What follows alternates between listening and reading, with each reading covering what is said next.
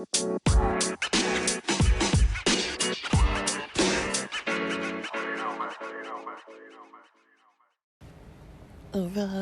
welcome back to the podcast.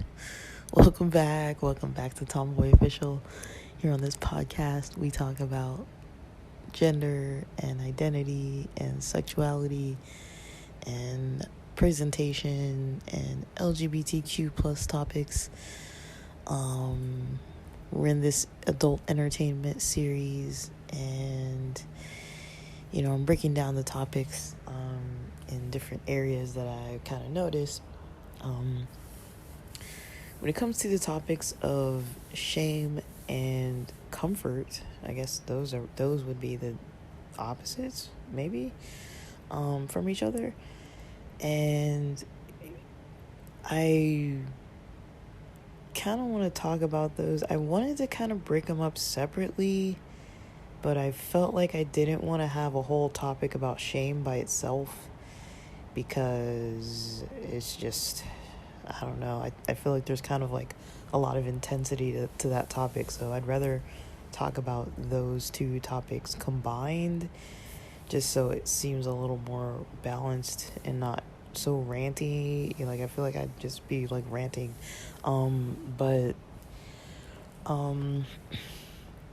so I think a lot of people, when it comes to adult entertainment, and I am not saying that if you're not into that kind of stuff that you need to be like into it. I'm just saying that the people who, kind of have this like struggle between like, is it okay, is it not okay? That's not for me to make that decision.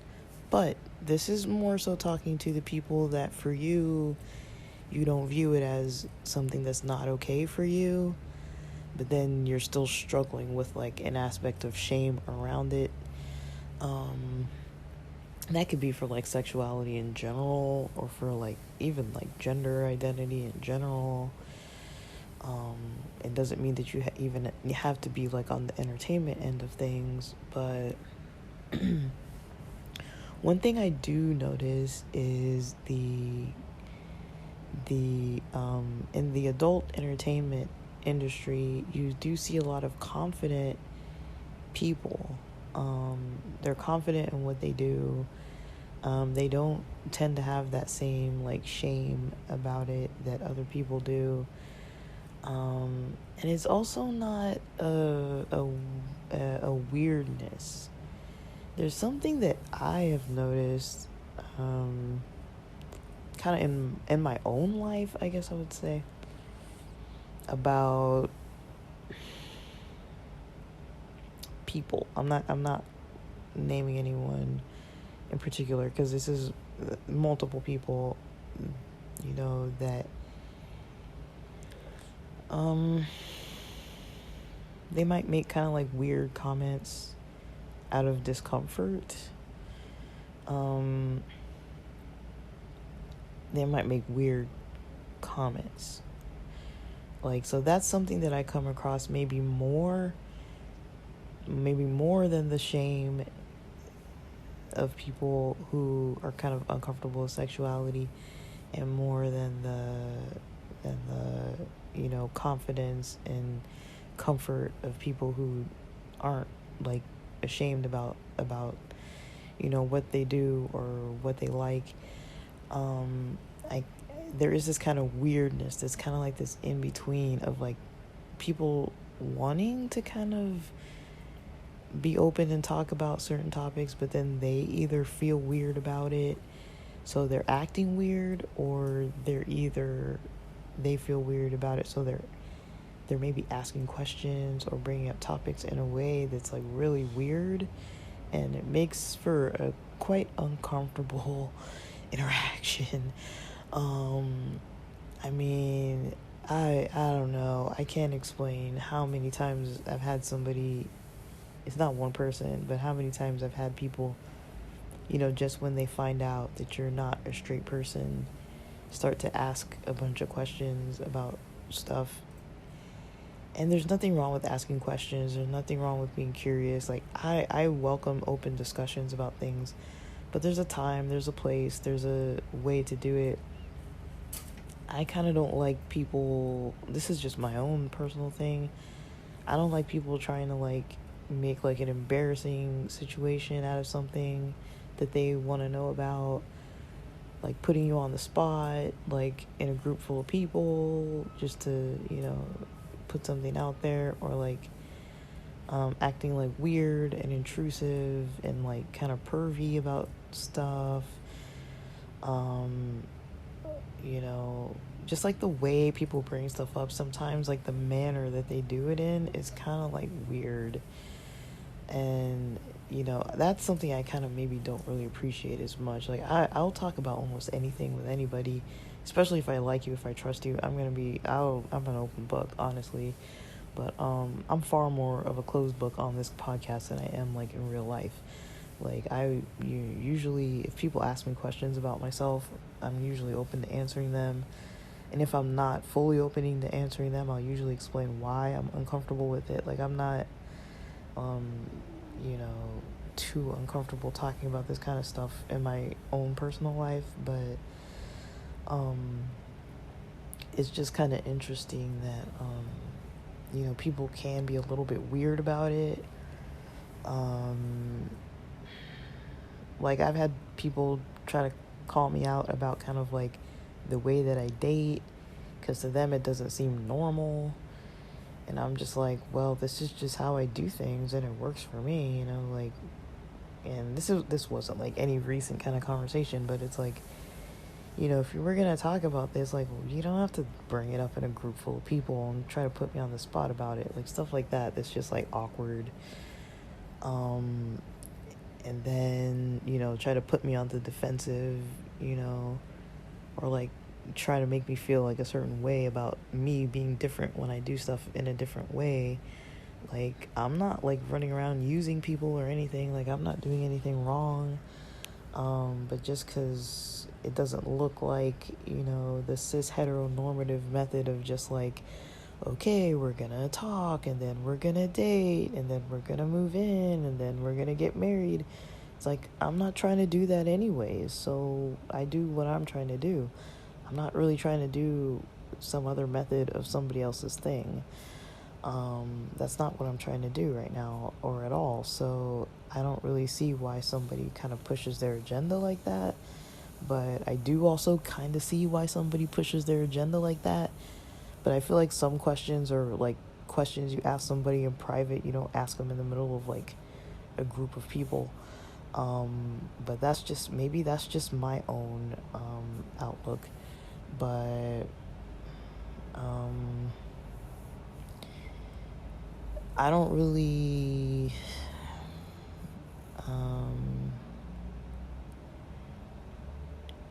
I don't really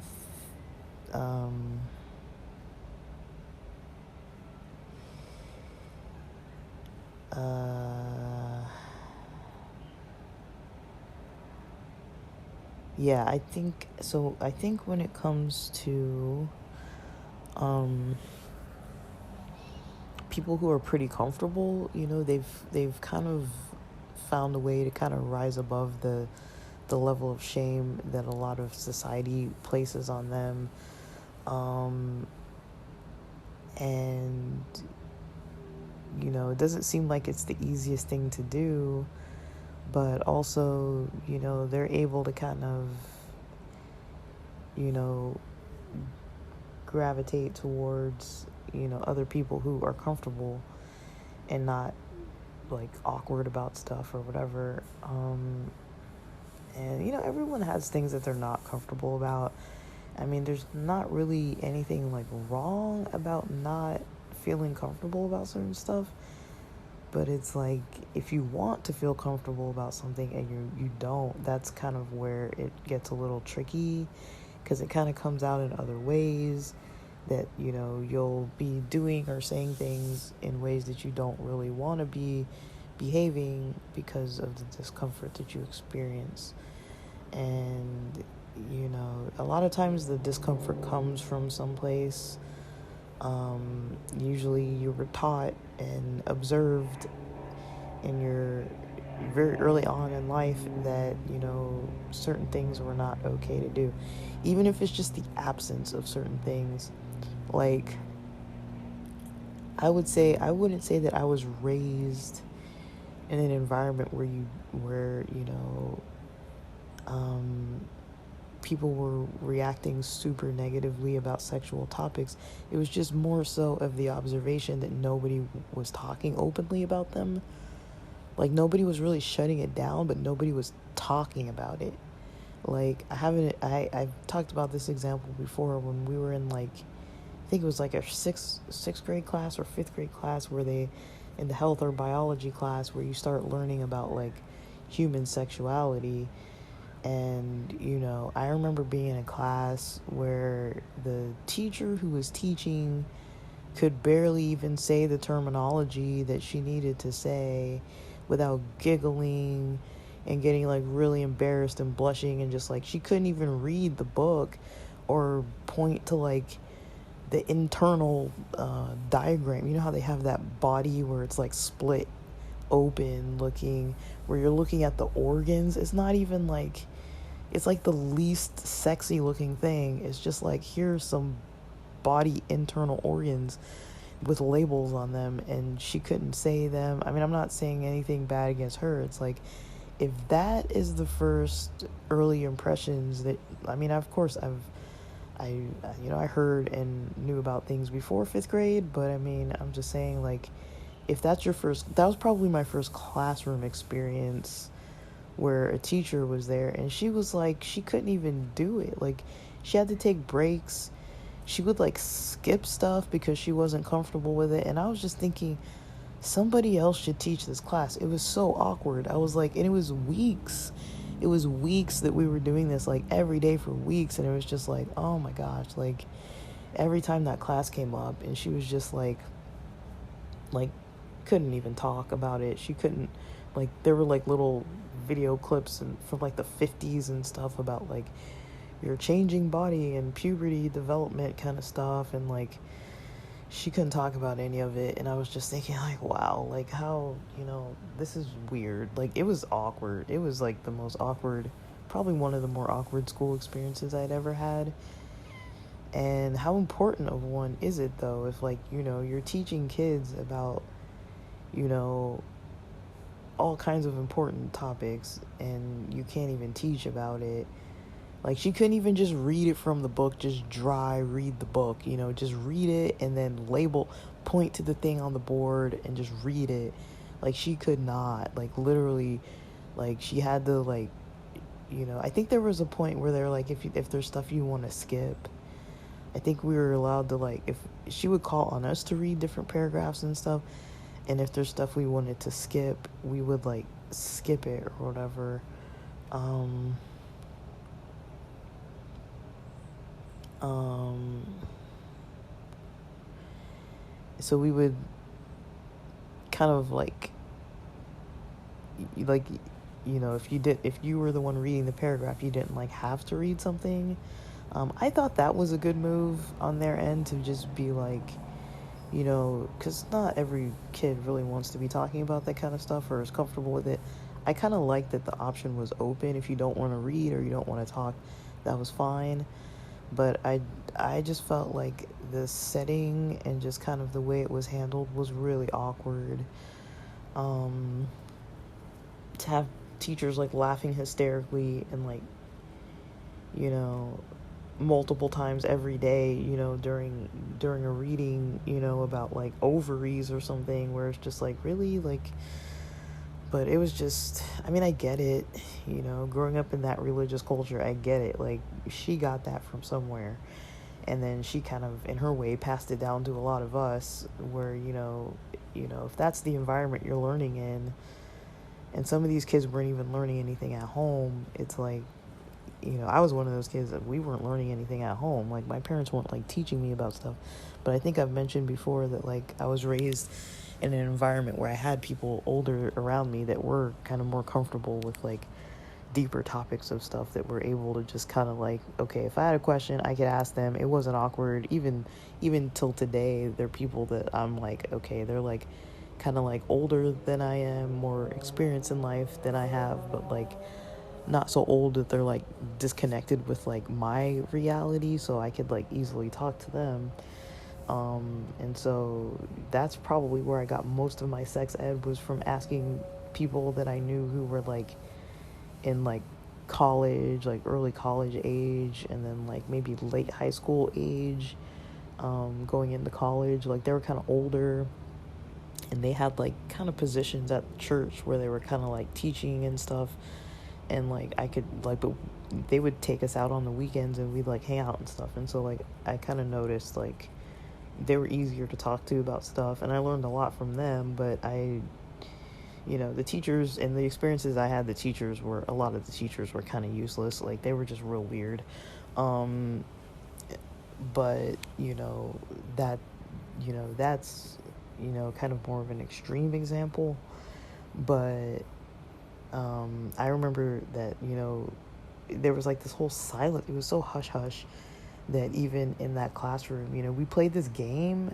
We used to play this game with like almost every class, where the teacher had like a question, and then because we were sitting in groups of like 4 or 5 desks in the classroom, and each group, like group A, B, C, D, whatever your group's name was, where you would always sit at your assigned desk for whatever period of time, you would always play this game where your team would get points for like answering questions, kind of like Jeopardy style. And so, but it was like Jeopardy with like teams. And so we would always have, for like math, spelling, English, whatever, where your team would get points. And at the end of every week on Fridays, the team, I think there was a certain amount of points your team would need to have to get like something. Like, I don't know if it was like play Monopoly money, that at the end of the month you could like buy something from the class store, like a pencil or an eraser or something like that. Or you would get maybe like extra time. Like I think there was like an extra outdoor time. You could get like an extra like 15 or 20 minutes on like Friday to go outside. Like you basically ended school earlier, I think, on Fridays by like 15 minutes. Like you were allowed to kind of like be in the gym or something for the last 15 minutes of Friday, while everyone else was still like, we weren't really learning anything, but it was like you still had to be like in class and like cleaning up like the classroom, and like like vacuuming, washing the board, stuff like that. Or if you were the one with the highest points, your group could go like in the gym and like just chill or whatever. Like it's only like 10-15 minutes. You weren't getting a lot of time, and it wasn't like punishment to clean. Like we always had to clean anyways at the end of every day. But yeah, so there was kind of that. And so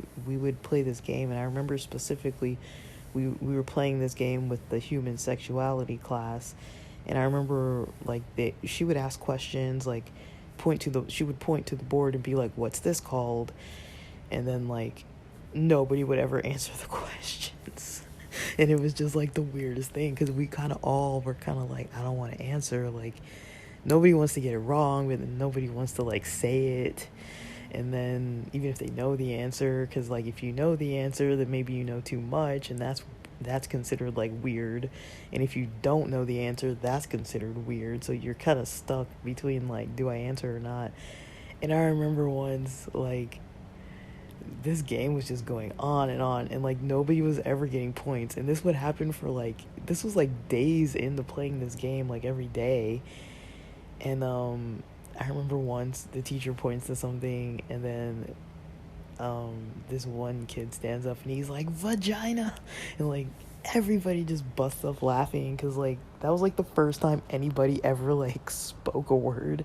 And it was just like a very painful, kind of like awkward class experiences. Like I hardly remember anything about school when I was that age, and that's definitely something I remember. So yeah, I think that kind of broke the tension a little bit. But it was just like you pick up on that kind of stuff, and then you're like, okay, what am I gonna do if I'm in 5th grade, and then the same teacher teaches 6th grade? What's it gonna be like next year? And then like you just kind of start knowing like what's okay, what's not okay, and some stuff just isn't appropriate, in that cultural environment, and so it's easy to develop like a sense of shame about stuff. And that's not even like a bad example. That's just like classroom, like nothing really happens to you. But some people have like other examples where they would be like, dude, like people taking like extremes about stuff, and so yeah, other than the weirdness and other than like the shame end of the spectrum, there's also the other end of the spectrum where there are people that are just pretty confident, pretty comfortable, and they're able to just like discuss stuff and talk about it, and it's not like weird. There is always like maybe a little bit, like everybody kind of has their boundaries with stuff. I like watching like different kind of like porn stars interviews. Like I kind of just like hearing them talk about topics that are about their field of work, because I just in general love hearing people talk about their jobs and their experiences with their jobs. And I remember this one episode, I think it was like this like I think it was Blake Mitchell, and he was mentioning like because I guess the audience would ask questions, and Blake Mitchell was saying like they were asking like, does your family know what you do? Like, does your family know, or do they like ask you about it or whatever? Like, do your family and friends, like how do your family and friends feel about what you do? And I remember Blake Mitchell said like they don't really talk about it. But one time, like it was like during Thanksgiving, when he was like home with his family for Thanksgiving, and his mother was like, don't eat too much, you won't be seen ready, and they were kind of like talking about like, how that means that like she knows what cleaning out is, and all this kind of like anal sex, kind of like she kind of understands like the logistics of it. And just for like your mother to make like a comment like that at Thanksgiving would be like a little awkward but kind of funny. But he was just saying like, yeah, I don't want to talk about it, like I don't like to talk about it with my family. And then some other people were mentioning like how it is that like maybe certain friends, or when you first meet people, he was saying that there's like this kind of like, some people want like want to talk about it like all the time, and then or some people like when they find out that's what you do for work, they just like suddenly disappear and like stop talking to you or whatever. And he's like, it's better like when you meet somebody who has like that middle ground, who kind of understands like, okay, this is what I do for my job, but it's not like all that I have to talk about all the time. And so I found that really interesting. And then other people just saying like if their friends watch their videos and stuff, like one person had their friends who like had like a screening at their house, like when that person wasn't there. It was like a porn star guy, and he wasn't there, and he said that his friends had like a screening and then contacted him on Snapchat like, oh, you eat ass, like kind of like that, like they watched it, but like he wasn't like there in the room, just like the other friends got together to watch it, I guess. And then I think somebody else was saying like that I can't remember, but just topics like that where it's like people are able to kind of discuss it, and it's like that's what they do for work. But it doesn't mean that they're like some weird, like strange, perverted type person. And when I say perverted, I mean perverted to mean like somebody who's like creeping around, doing things that they know they shouldn't do, doing things that they know is going to interfere with other people's lives, doing things that they know is like inappropriate or just like weird.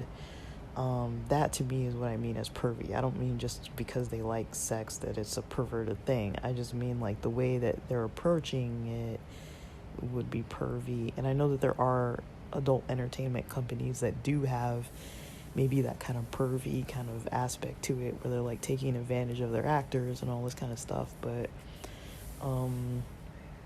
there are other, you know, other people who are kind of like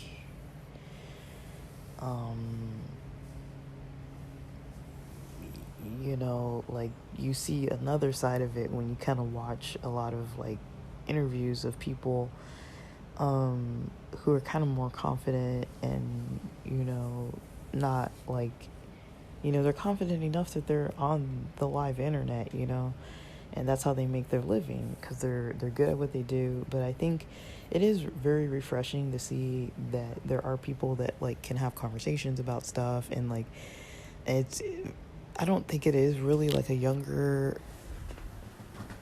always like a younger crowd, but I don't know. I think in the queer community, you do see a lot more younger adult entertainers, like definitely 18 and up, but like there is kind of like that twink culture, and you know, I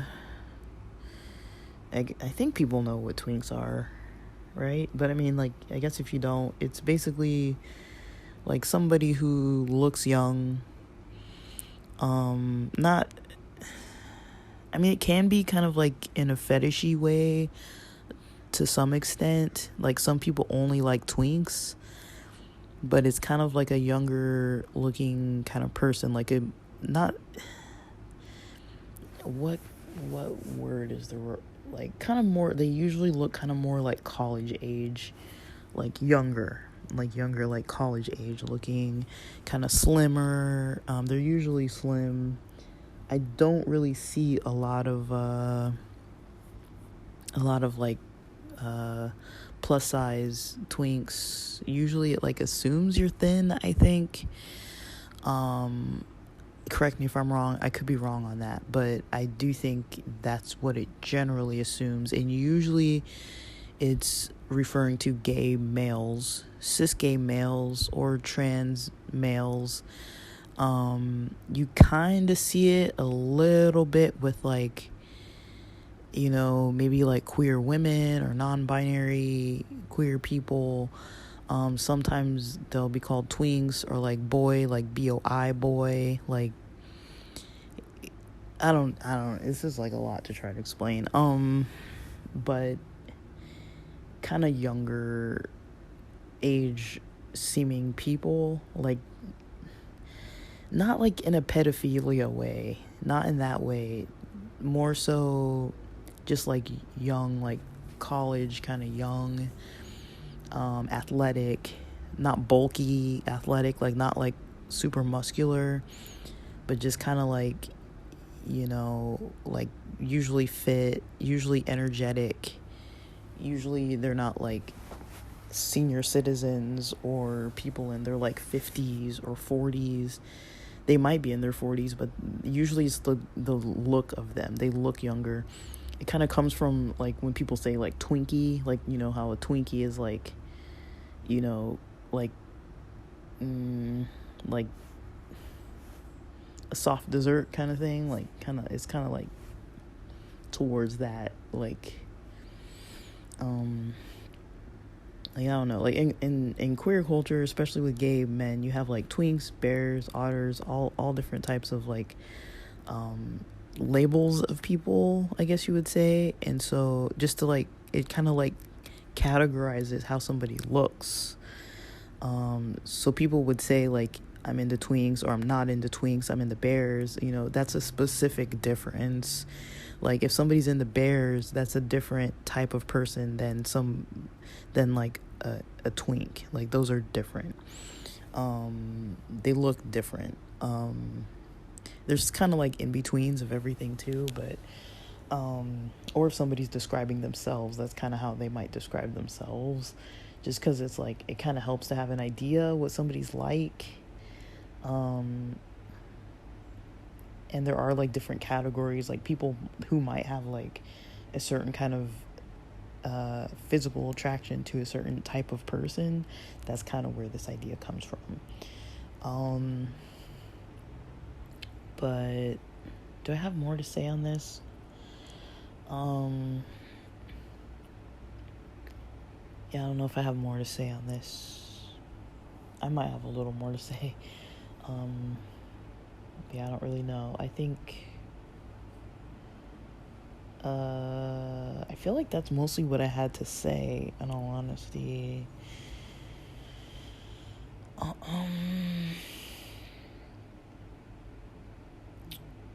Is it what I had to say? I think that's mostly what I had to say. But yeah, I mean, I don't know what people are into, like,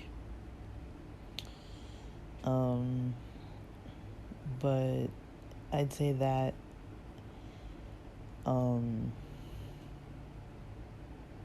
yeah, when it comes to topics like adult entertainment,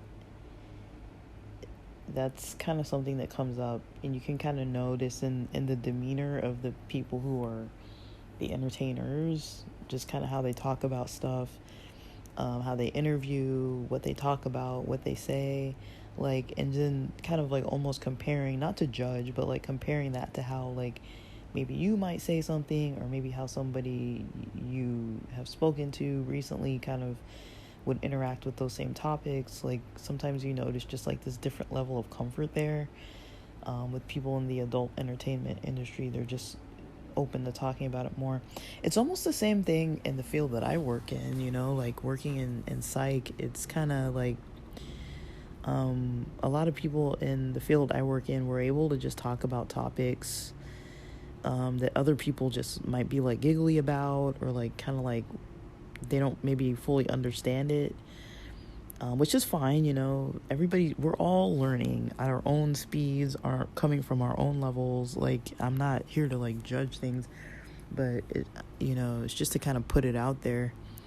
It's mostly just food for thought, you know. But yeah, I do kind of come across that a lot in our field, with like, you know, people kind of like not knowing what to say,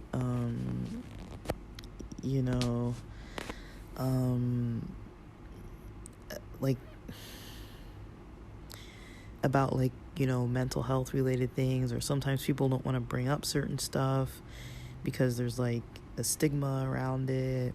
Like, I'm kind of that way too. Like, if I ever talk to counselors, I'm kind of very like cautious about talking about like cannabis and stuff like that, because sometimes it's like, you know, they start like assuming all this kind of like weird stuff about you, especially the ones who never use it, or the ones who just don't know anyone who does, or if they're from a state where it's not legal.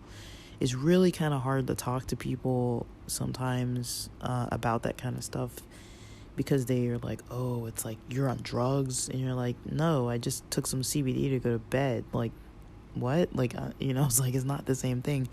But like, you know, people sometimes just take things weird, or like they're coming from a place where it's like not something they're familiar with or used to talking about. A lot of times it just takes a lot of practice, and a lot of us don't really have a lot of spaces to be practicing these types of conversations, because, you know, if you know a lot of people who just don't talk about it, then who are you going to talk to about it? You're not going to be talking to strangers a lot, because sometimes, you know, it's hard to just like talk to strangers about things. But yeah, I've met strangers that were kind of like into, you know, just like, I've met all kinds of people, in all honesty, but like I've been around places where, like, you know, I've been with maybe like a group of friends at like a queer lounge kind of environment or something, and then like a whole other group of somebody else's friends will come and just like sit with you and just start like talking and interacting, and it's kind of like, okay, like, are they like overly drunk and they're over here talking to us, or are they just like, were they over there having a conversation like, hey, like, we want to approach that group for some reason that they had like in their mind, that they wanted to interact with our group, or maybe just certain people wanted to interact with certain other people in the group. And, I've had experiences like that where it was kind of like surprisingly refreshing, where it's just like, oh, like this group of like really like cool, cute people just comes over and they just come and sit over there and just start chatting. And like some people exchange numbers or make plans and just go out or whatever. And that's just how it is, and that's nice. But it's like, not every day is like that, You're not just going to be like around all the gays and then the gays are just like interacting. It's like, usually it's like rare experiences.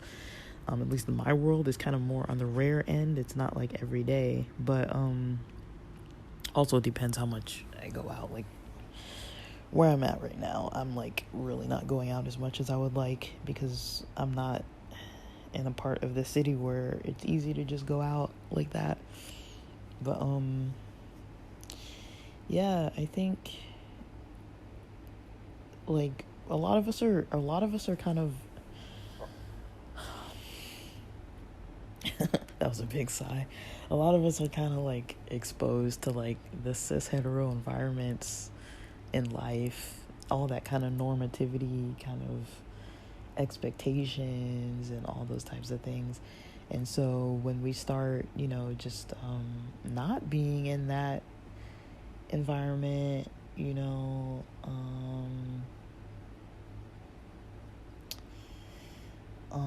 when we start kind of not being in that environment and we start being more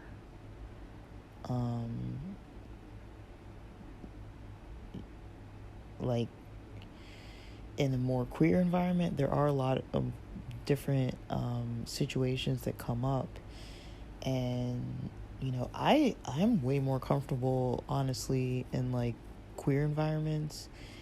The rules aren't so defined. Like it's a little more flexible for like not assuming a lot of stuff. That's kind of what I like. I like to meet people and just get to know them and be like, okay, like this is kind of like, you're kind of starting almost more with like a blank slate, like when you come at sexuality from like a queer perspective, because you don't really know, like, yeah, all the gender dynamics and all the like sexuality dynamics, you don't really know them just by looking at somebody. Like I know not long ago Ashley Gavin interviewed a music producer. I think he's a music producer, and on the surface, in the video, this person looked like they would be, a white, I don't know if they seemed like they might be gay or straight. It was kind of hard to tell. Like stereotypically, it was hard to tell. And then it was kind of hard to tell.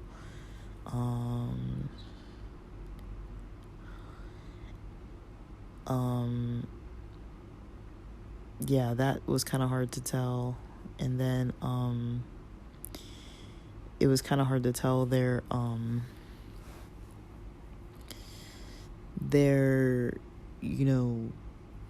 like how they would identify their gender, and like the way they kind of talked about their own like gender expression and preferences and things like that. Like you would never know just by like passing somebody on the street or just like talking to them in like a different environment where they weren't talking about the details of like their sexual preferences and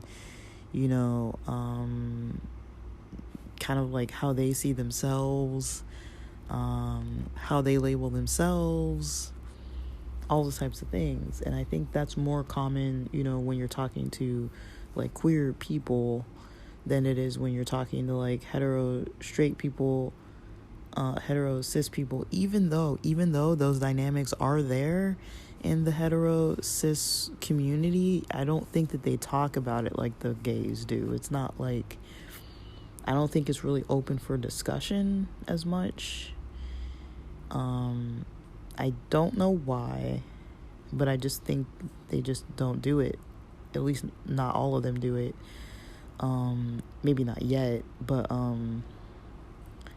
because I mean, I talk to a lot of people. I have a lot of coworkers, friends, that like, you know, family members that, are straight identifying people, and I know that they don't really seem to always adhere to the rules, all the normative standards, but I feel like they do have that pressure to do it.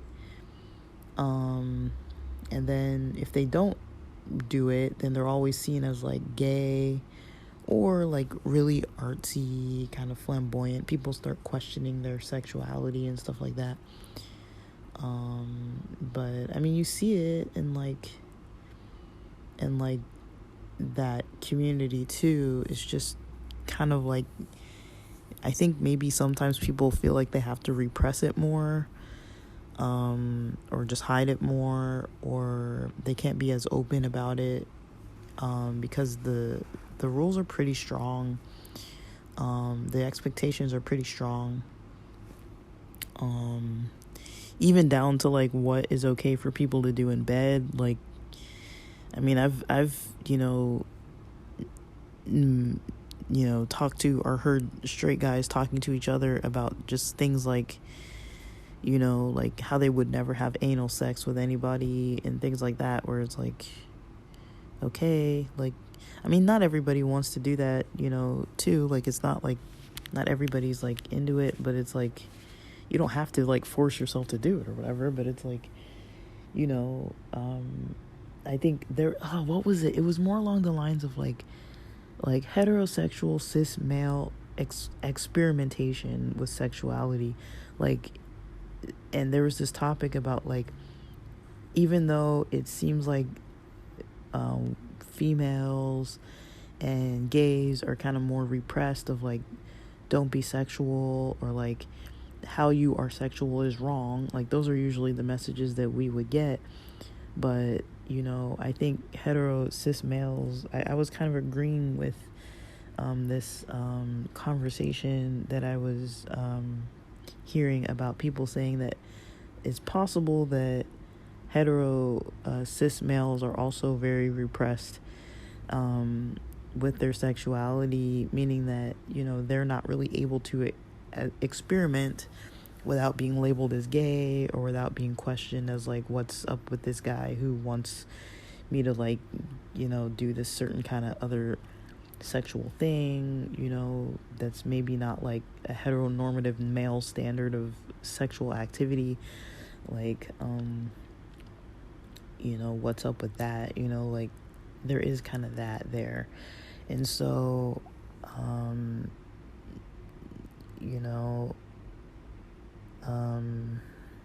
don't know, there is kind of that there, but I think people don't really talk about it as much.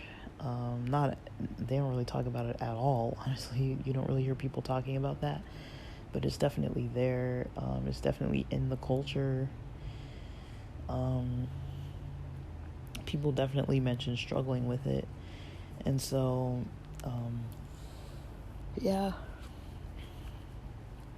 that's just kind of what I've noticed, and what I've kind of witnessed and overheard people say, and been around people saying, when it comes to things around like shame and comfort, and kind of that weirdness that can kind of come out sometimes, and then the confidence that people might experience and express. We're not going too much into the psychological background of stuff, but for people who are interested in topics related to shame, I don't know if Brené Brown has like specifically about sexuality with shame. I don't remember, but I know she has like a lot of research and topics and skills around coping with shame, and kind of like education around where it comes from and all that kind of stuff. So her content's really good to approach. And then, yeah, just like interviews of people, those are something that always interests me, with just people like talking, or just watching people having conversations about, their experiences and stuff like that, how it's not like super awkward. Because, yeah, like I said, I was raised around, like, people who were either super awkward and weird with it, just, like, giggly and super embarrassed and couldn't even hardly talk about it at all. There was that, and then there were the people who just, like, would just never, ever, ever, ever, ever, ever, ever, ever, ever say anything that was even, like, a sexual topic. Like, even talking about, like, even in the Bible, they wouldn't even mention the actual words. It was like, they just couldn't get the words out. And so, or just people just never mentioning it, never talking about it. That's another thing that I was definitely around. But, I mean, yeah, like, I'd say, okay, I'll share one more story. I think I've shared it before, but I'll share one more story. That I remember when I was taking this human sexuality class when I was in grad school. And I think I've shared some of those writings that I found, my, like, reflection papers from that class. I'm pretty sure I posted some of those on here. So you can go back and find those. But I remember being in this class, and I had all these books that I had to bring home, and, like, I was pretty open about studying. I used to study at the kitchen table and stuff, so a lot of times our kitchen table was just completely open because I needed more than, like, a little desk. So I would just keep the table open, and I would keep my stuff on it. I remember this, and I would just keep my stuff on the table, my books and stuff, because I'd be, like, coming back and forth between studying, going to school, work, whatever. And, I wasn't going to try to, like, reset up, like, everything. So I would just leave my books and stuff out. If I knew I was going to come back to it, I would just be like, I'm just going to leave it there. And I remember once, like, having a bunch of books out, a bunch of, like, topics out. There were, like, it was a lot of it from my human sexuality class. And it was just, like, books. I remember this Ananga, it was called, like, Ananga Ranga. I don't know how to pronounce it really well, but A-N-A-N, wait, I can't spell, ANANGARANGA.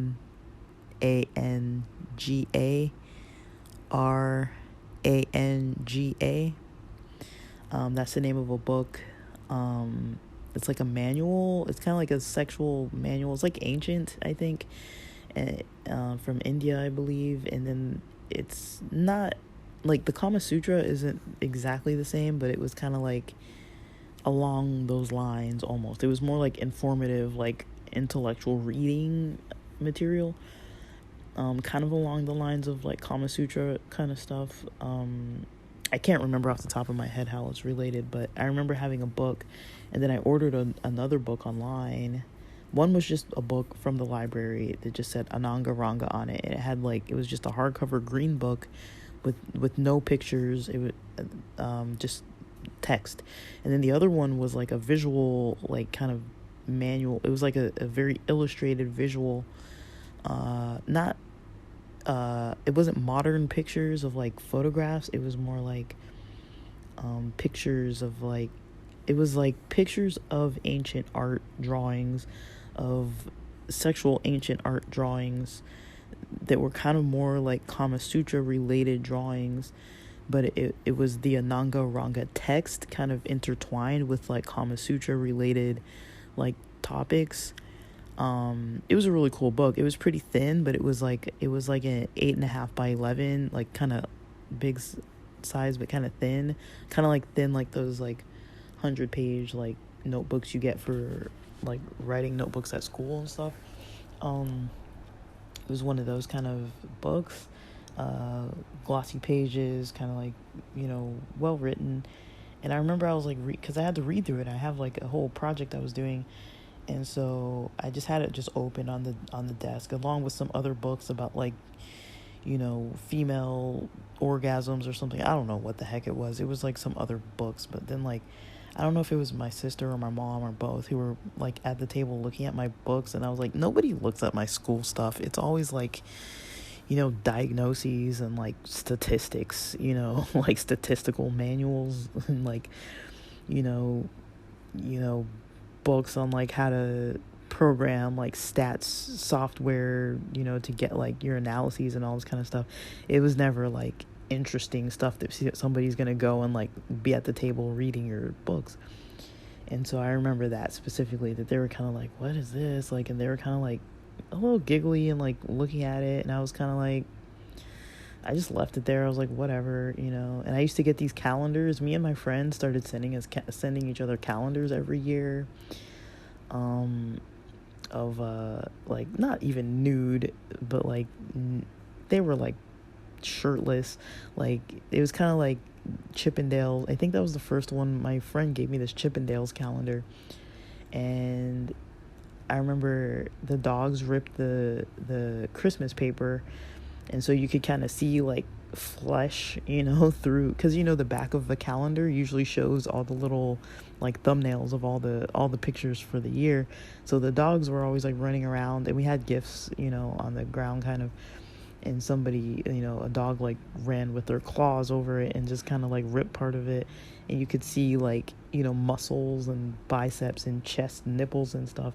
And then like, you know, my family, this was even before I had even opened the gift. It was like days before, it was already like a little bit like that. And so people, like my family, I remember them kind of like laughing and giggling like, oh, like what's that? But we all kind of knew, because me and my friend used to exchange these kind of like slightly sexual gifts, but it wasn't like crossing a line too intensely. It was just kind of more like, I would tell this person, I would be like, look, you might not want to open this in front of your parents kind of thing. And then other gifts, they would totally just like, we all knew, just like, okay, this is just for fun. But we did this year after year after year, and it was kind of funny. Just because like people were like, oh, what did you send each other?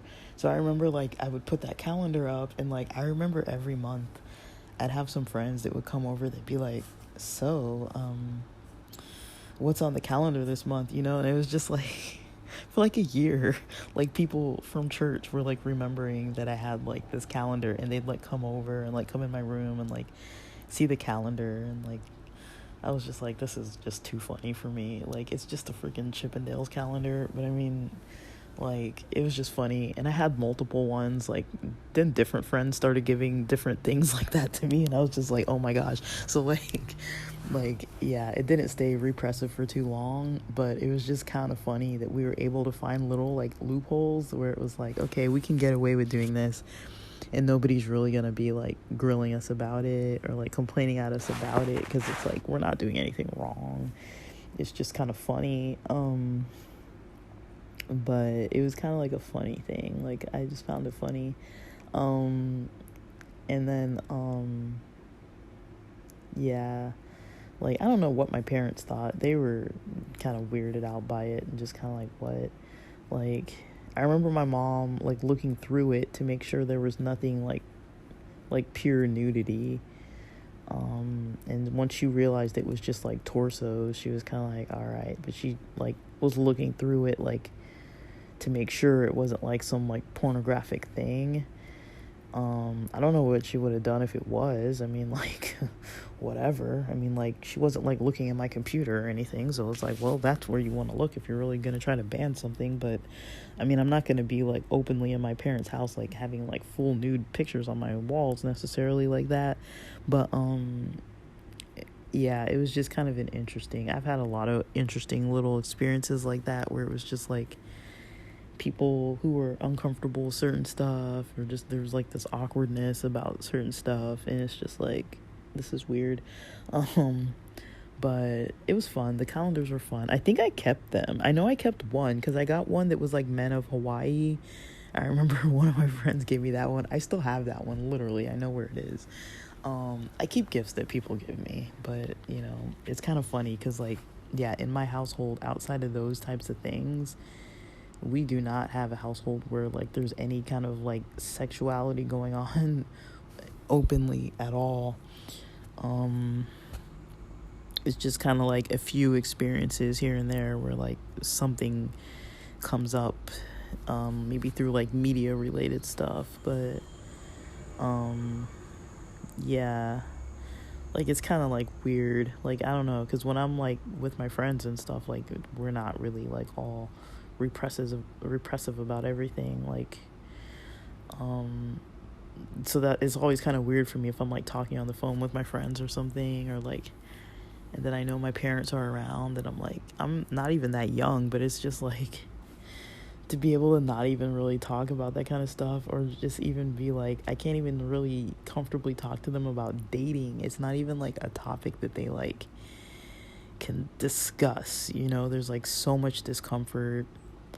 Like there's so much discomfort even with my, you know, my folks, with the fact that like I have siblings that, you know, are dating like in, you know, cis hetero relationships, and they can't even really like have an open talk about that. So it's like, if we're not even talking about that, dude, we're not talking about anything. So I don't know, to me it's just weird, because I'm just like, whatever, I'm just the one who's out just like running around town just like whatever, like like I'm all like, oh, when's the next like fetish event coming up in like the gay like club, like I'm gonna try to make it, you know, like, and here over with like the repressive family just being like, we're not even gonna like mention that topic. Like it's just kind of, I don't know, to me it's just kind of, it's just life. But it's like, oh my gosh, sometimes just looking at it from like the outside, it's like, I don't know, sometimes I feel sorry for parents, like my parents especially. Like, how did you have me as a kid, you know? like I feel bad for them almost, like it's just like, oh man, it's got to be awkward for them.